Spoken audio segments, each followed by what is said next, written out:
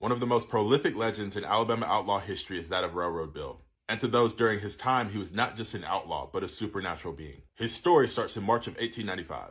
More specifically, the L&N Railroad line between Flomaton and Mobile, Alabama. Railroad employees would come across a man who was sleeping on a water tank. This same man was also approached earlier for illegally carrying a firearm. His refusal to give up his firearm earlier and his unauthorized access caused a major dispute. It led to a shootout, and this man would escape by hijacking a train car and detaching it. From this point on, he'd be addressed as Railroad Bill. Railroad company detectives would launch a manhunt. In April of 1895, Bill would be found and approached again. Another shootout would occur, and Baldwin County Deputy Sheriff James Stewart would get caught in the crossfire. Railroad Bill almost miraculously would get away again. Morris later would allegedly be identified as Bill. His info would be pushed out as a turpentine worker who left his camp in Bluff Springs, Florida. On July 4th, 1895, Bruton Sheriff E.S. McMillan would track him down to a house near Bluff Springs. Sheriff McMillan would leave that encounter fatally wounded. Both Alabama and Florida went through great lengths to capture Bill. Bill, however, would continue to rob trains. His stolen goods would be given to the poor at little to no cost. And outside of being an outlaw, he was considered a Robin Hood to many. He'd continue to get in shootouts, and he continued to escape every single time. This would lead to a good portion of his supernatural lore. Some said that he was a shapeshifter, was only susceptible to silver bullets, making bloodhounds lose their smell, and had actual superhuman powers.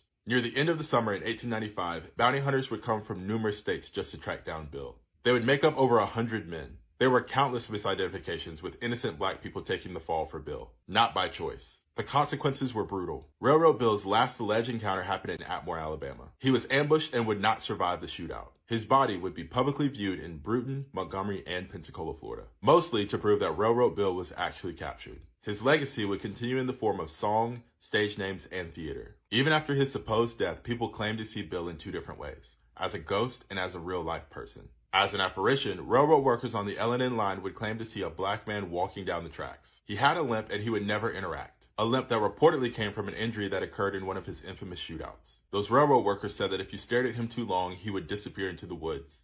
He ended his life as one of the most prolific Alabama outlaws in history.